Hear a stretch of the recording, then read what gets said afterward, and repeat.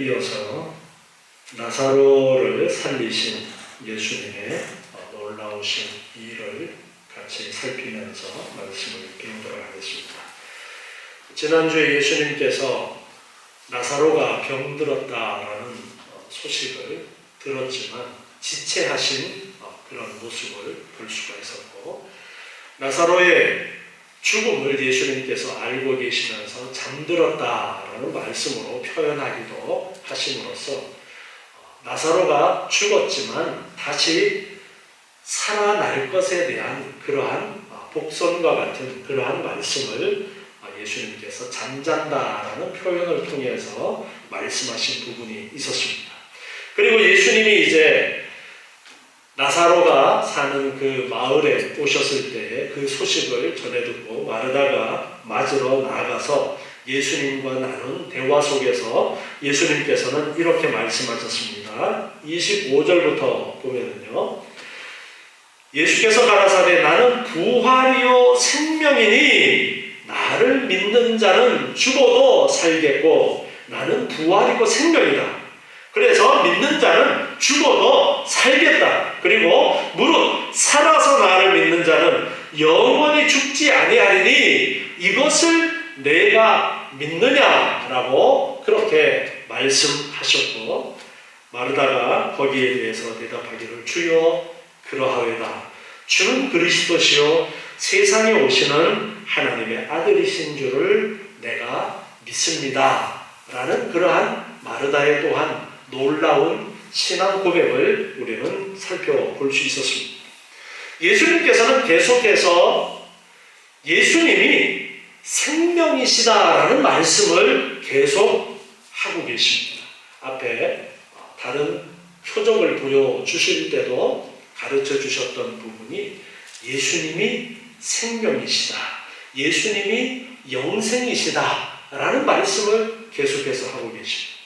요한복음에서 특별히 예수님이 하나님의 아들 되신 그리고 그리스도이신 것을 가르쳐주면서 강조하는 부분이 예수님이 생명이다, 예수 안에 생명이 있다, 예수를 믿으면 영생한다, 이 말씀을 계속 반복적으로 하고 계시는데, 이제 나사로를 다시 살리시는 이 가장 놀라운 표적을 행하시는 이 상황 속에서도 예수님께서는 나는 부활이고 나는 생명이다, 그렇게 말씀하고 계십니다. 이렇게 이제 마르다하고 대화를 하시는 부분까지 지난주에 배우고 오늘은 28절부터 계속되어지는 말씀을 보겠습니다. 이제 마르다와 예수님과의 대화가 끝난 다음에 이제 마르다가 돌아가서 마리아를 불러서 이야기를 합니다. 28절에 보니까 선생님이 오셔서 너를 부르신다. 마르다가 마리아에게 말합니다. 예수님을 가르쳐서 선생님이라고 하면서 선생님이 오셔서 너를 부르신다, 그렇게 말을 전해줍니다. 마리아가 이 말을 듣고서는 급히 일어나서 이제 예수님께로 달려가게 되어지는데요, 예수님께서는 아직까지 마을로 들어오시지 아니하고 마르다와 만났던 그곳에 그냥 머물러 계시는 그러한 상황입니다. 그리고 이제 마리아는 마르다의 말을 듣고 예수님이 계신 그곳으로 달려가고 있습니다. 31절에 보니까 마리아와 함께 집에 있어 위로하던 유대인들이 있었는데 마리아가 급하게 뛰어나가는 것을 보고서는 마리아가 무덤에 곡하러 가는가 보다, 그렇게 생각을 하고 마리아를 따라서 위로하러 왔던 사람들도 따라 나섰어요. 그런데 마리아가 예수님 계신 곳에 와서 예수님을 봅니다. 그리고 32절에 그 발 아래 엎드려서 말합니다. 주께서 여기 계셨다면 내 오라비가 죽지 아니하였겠나이다. 주께서 여기 계셨더라면 내 오라비가 죽지 아니하였겠나이다.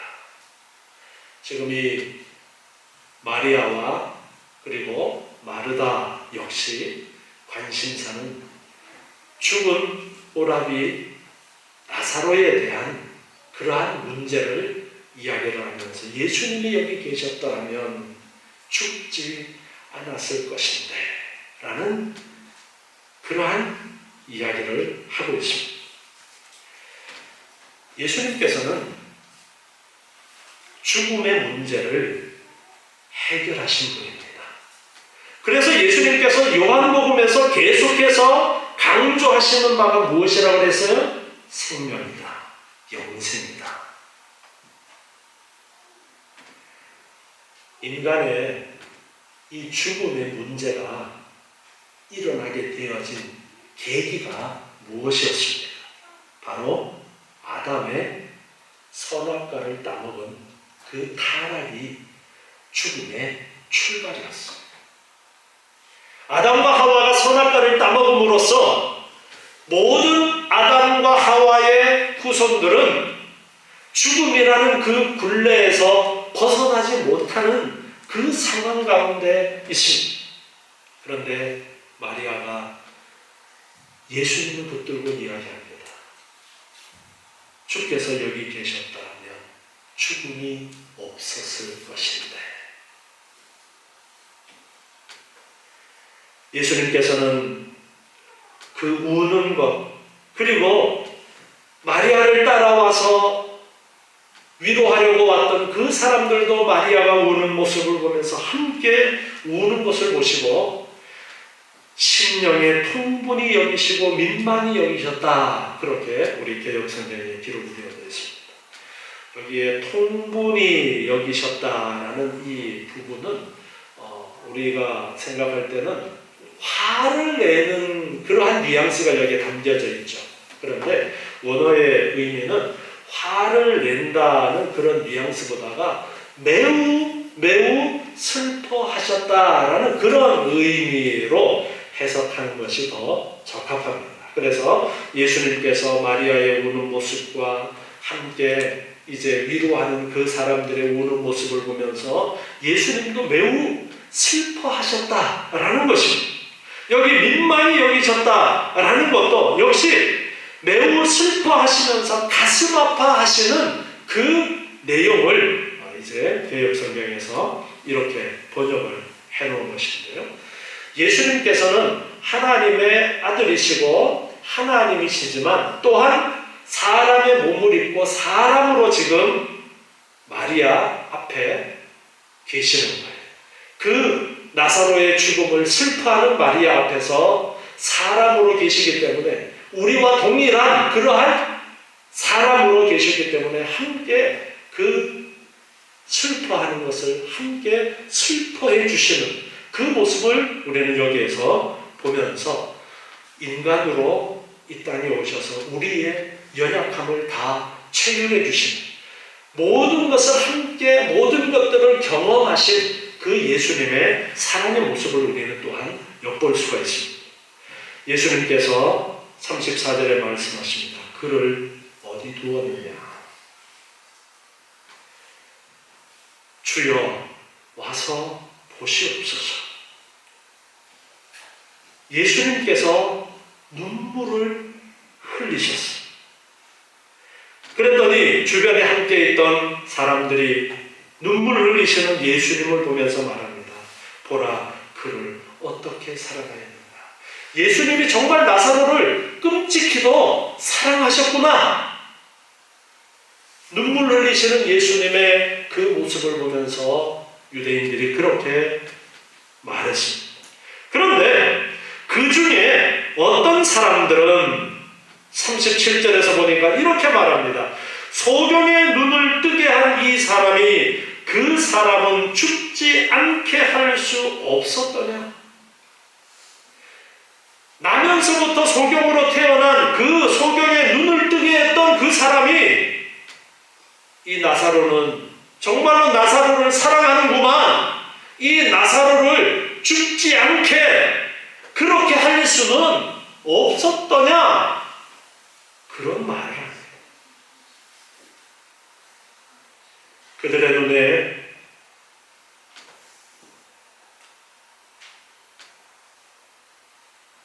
소경의 눈을 뜨게 하는 능력은 있지만 죽은 자를 살리게 혹은 죽지 않게 하는 그러한 능력은 없는 것 아니냐, 그러한 뉘앙스로 지금 말하고 있습니다.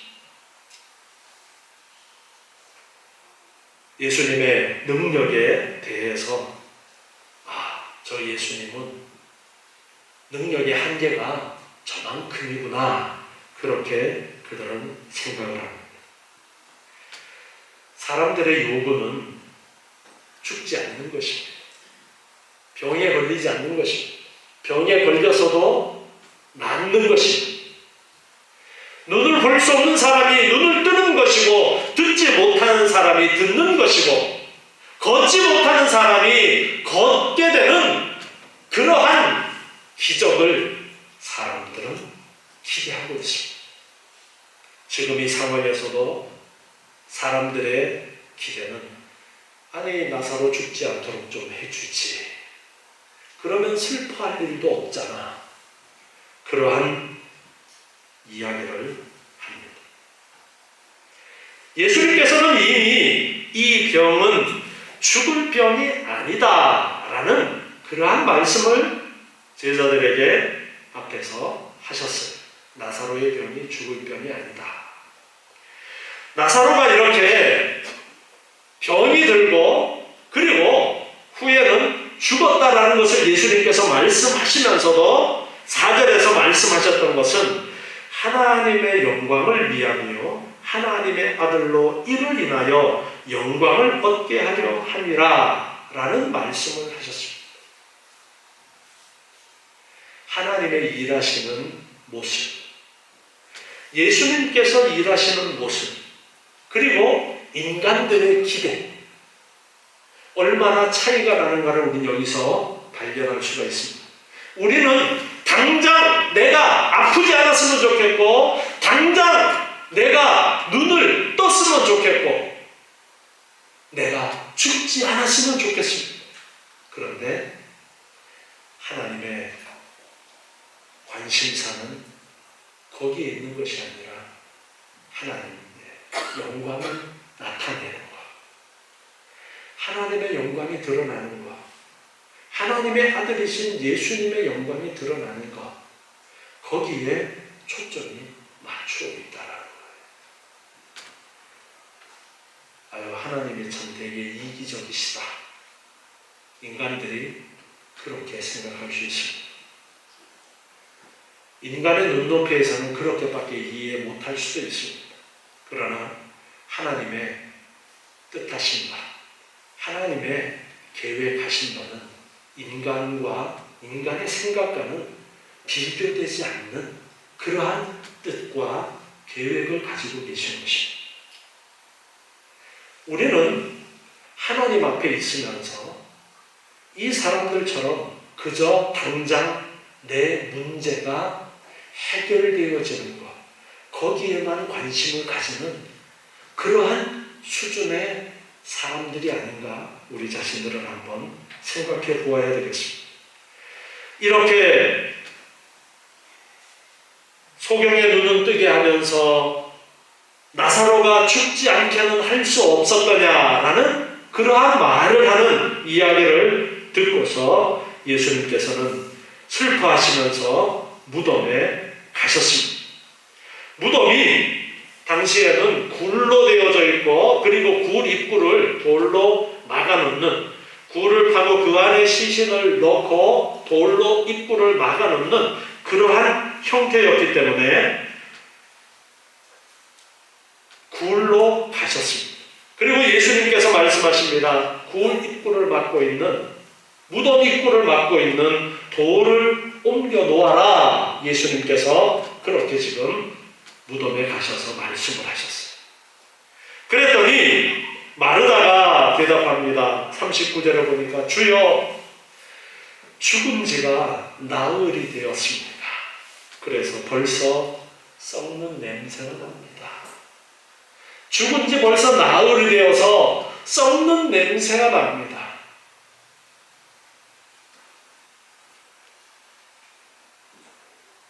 마르다는 부활에 대한 믿음은 가지고 있었지만 당장 오라비 나사로가 살아난다라는 것은 상상도 하지 못하는 그러한 상황 가운데서 이러한 대답을 하고 있습니다. 우리는 예수님께서 복음서를 통해서 예수님께서 죽은 자를 살리신 그러한 사건을 몇 가지 더 알고 있습니다. 마가복음 5장 41절에 보면은요, 회당장 야이로의 딸을 살리신 그러한 내용이 기록이 되어져 있어요.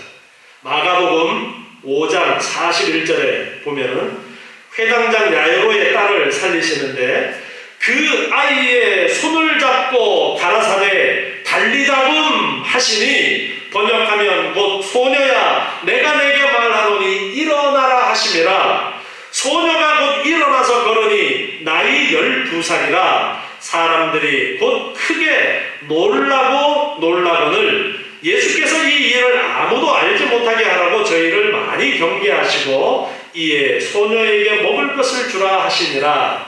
이 소녀가 병이 들어서 회당장 야이로가 예수님에게 와서 좀 오셔서 고쳐주셨으면 좋겠습니다 했는데 벌써 그 아이가 죽었습니다. 그래서 예수님께서는 그 죽은 아이를 찾아가서 달리다금 소녀야 일어나라 그렇게 말씀하실 때에 그 죽었던 소녀가 살아나는 그런 놀라운 그러한 이적이 있었습니다. 그리고 누가복음 7장 11절부터 말씀해 보면은요, 누가복음 7장 11절에서는 나인성 과부의 아들을 살리시는 그러한 일이 또한 기록이 되어져 있습니다. 그 후에 예수께서 나인이라는 성으로 가실새 제자와 허다한 무리가 동행하더니 성문에 가까이 오실 때에 사람들이 한 죽은 자를 메고 나오니 이는 그 어미의 독자요 어미는 과부라.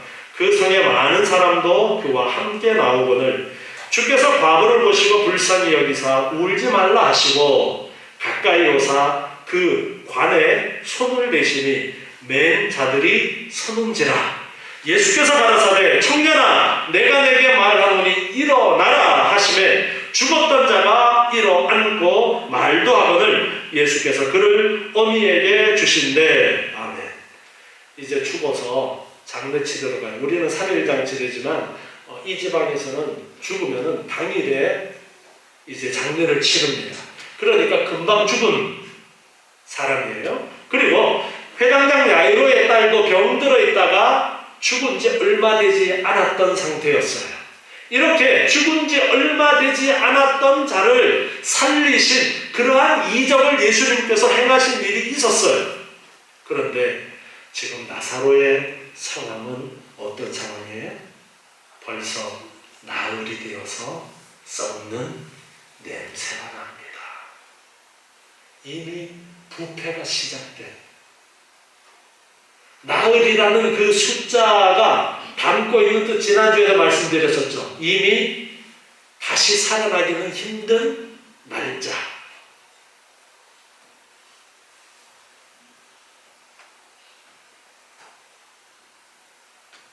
예수님께서 40절에서 오늘 본문 40절에서 말씀하십니다. 벌써 썩어서 냄새가 납니다. 그러니까 예수님이 말씀하십니다. 내 말이 내가 믿으면 하나님의 영광을 보리라 하지 아니하였느냐? 내가 믿으면 하나님의 영광을 볼 것이라고 내가 말하지 아니했느냐? 믿음에 대해서 다시 한번 말씀하고 있습니다. 히브리서 11장 1절부터 말씀해 보면요, 특별히 히브리서 11장에서는 믿음에 대해서 아주 길게 가르쳐주고 계시는 부분인데요. 히브리서 11장 1절에 보면 믿음이 무엇이냐 하니까 믿음은 바라는 것들의 실상이요 보지 못하는 것들의 증거다 그렇게 말씀하십니다. 바라는 것들의 실상, 내가 소망하는 것의 실체가 믿음이다라는 거예요. 믿음이 있는 자는 그 바라는 것을 실체로 받게 된다라는 그러한 의미로 지금 말씀하고 있습니다. 그래서 선진들이 이로써 증거를 얻었느니라. 믿음으로 모든 세계가 하나님의 말씀으로 지어진 줄을 우리 우리가 아나니 보이는 것은 나타난 것으로 말미암아 된 것이 아니니라.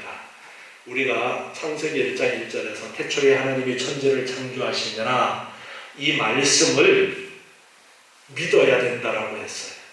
이 말씀에, 천지 창조에 대한 말씀에 대한 믿음이 없으면 그 다음 성경은 읽어볼 필요도 없는 거예요.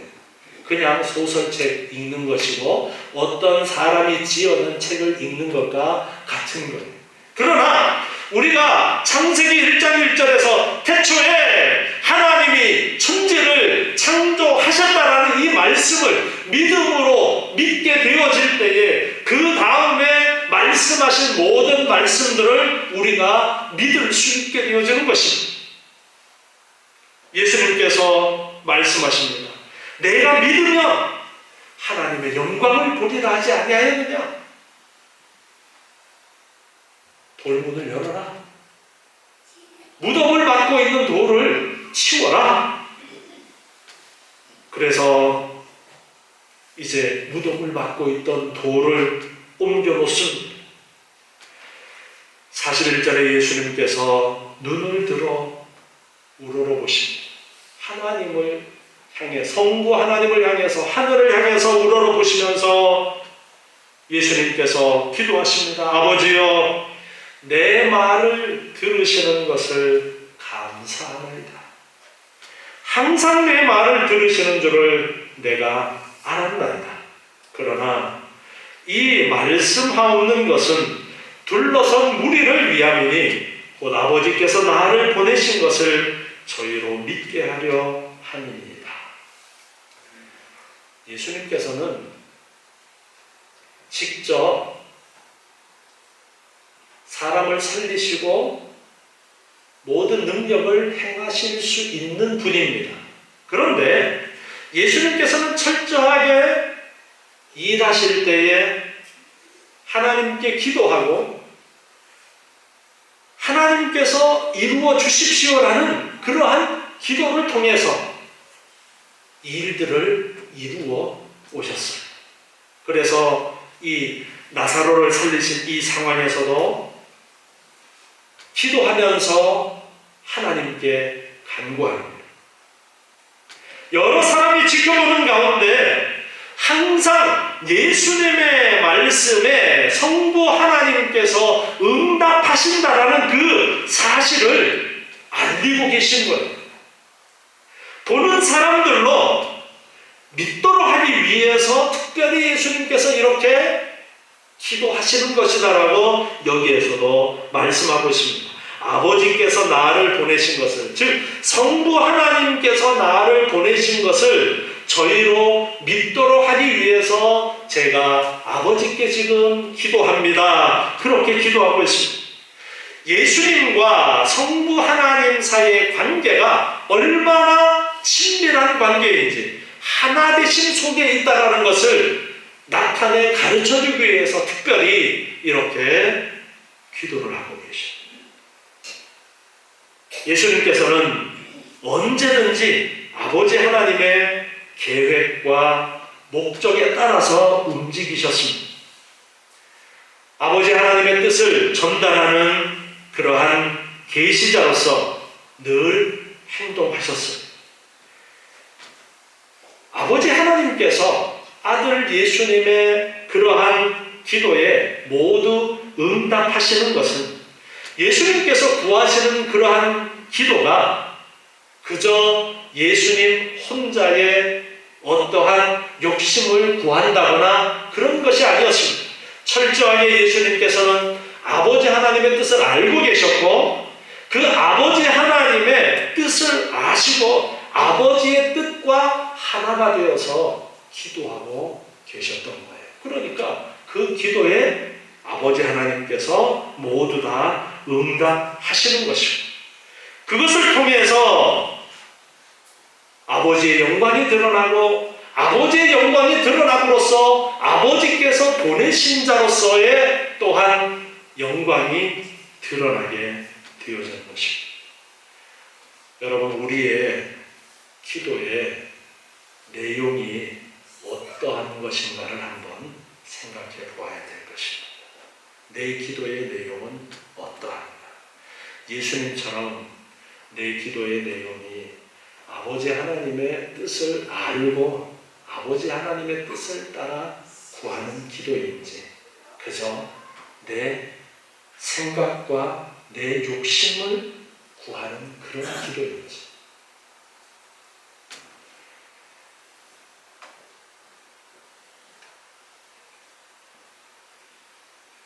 죽지 않기를 바라는 그들 앞에 예수님께서는 하나님의 영광이라는 말씀을 하고 계십니다. 병이 낫고자 하는 그들 앞에 예수님은 하나님의 영광이라는 말씀을 하고 계십니다. 예수님께서는 우리에게 기도의 본을 보여주시는데요. 빌립보서 4장 6절부터 말씀에 보면요.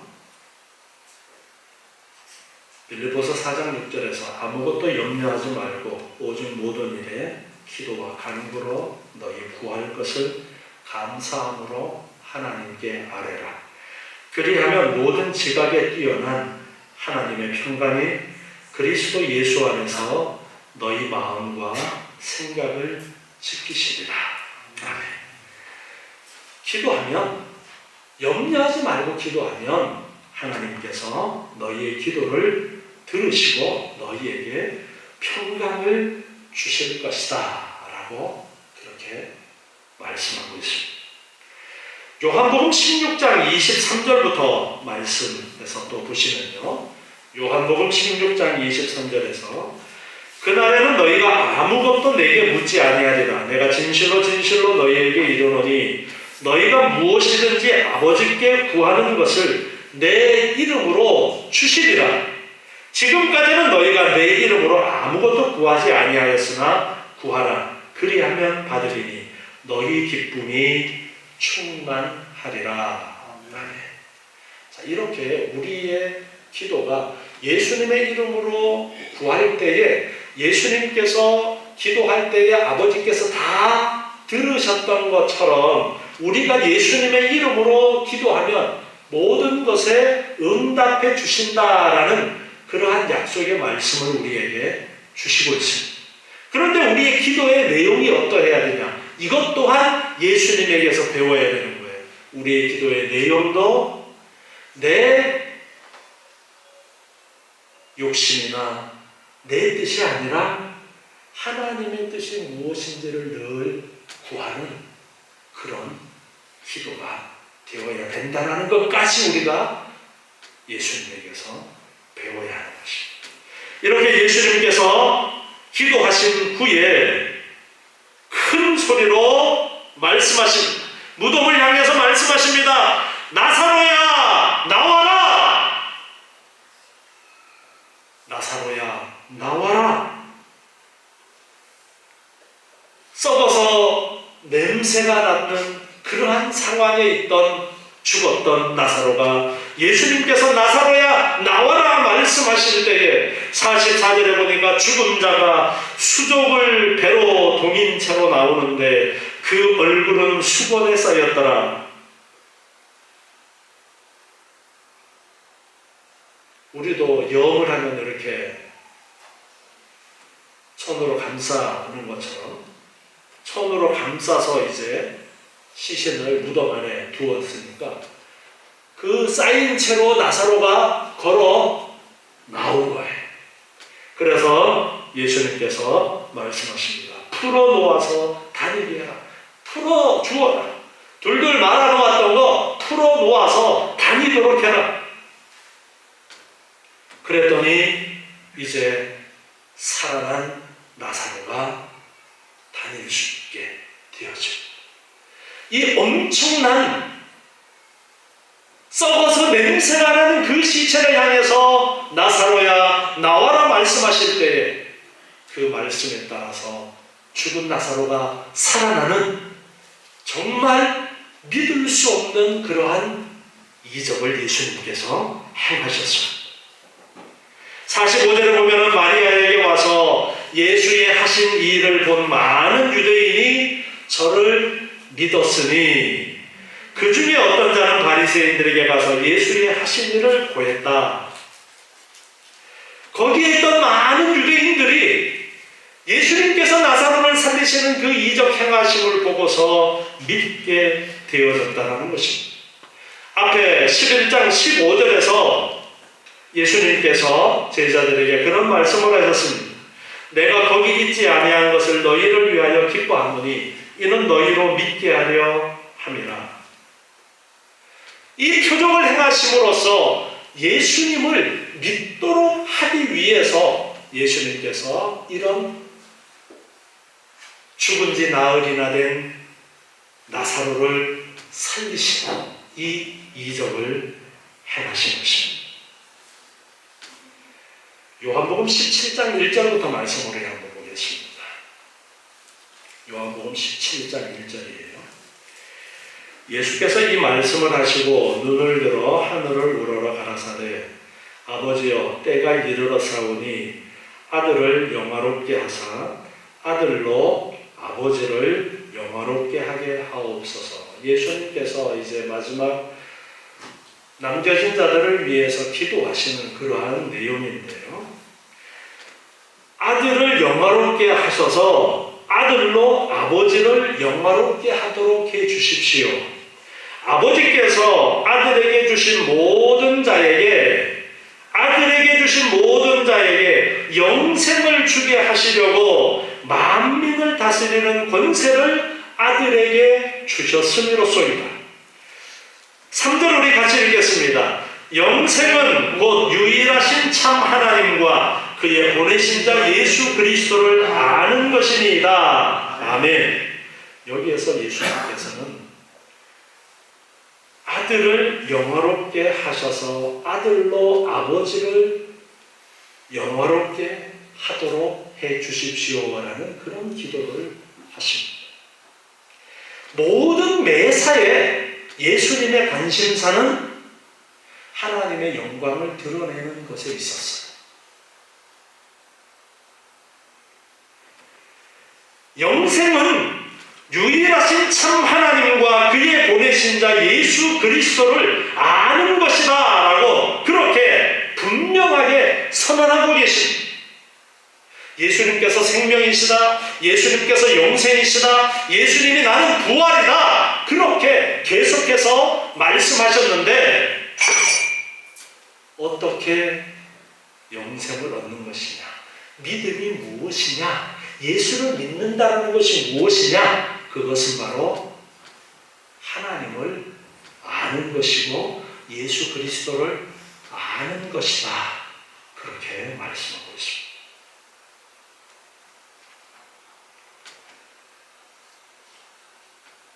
우리는 살기를 원하고, 우리는 낫기를 원하고, 우리는 돈 많기를 원해. 모든 일이 잘 되기를 원해. 그런데 하나님의 관심사는 하나님의 영광을 나타내는 것에 있습니다. 오늘 나사로가 살아나는 이 이적이 있었습니다. 예수님께서 이 나사로를 살리신 놀라운 표적을 행하셨어요. 표적 행하신 이유가 무엇일까요? 우리도 예수님을 믿고 다시 살아나는 것,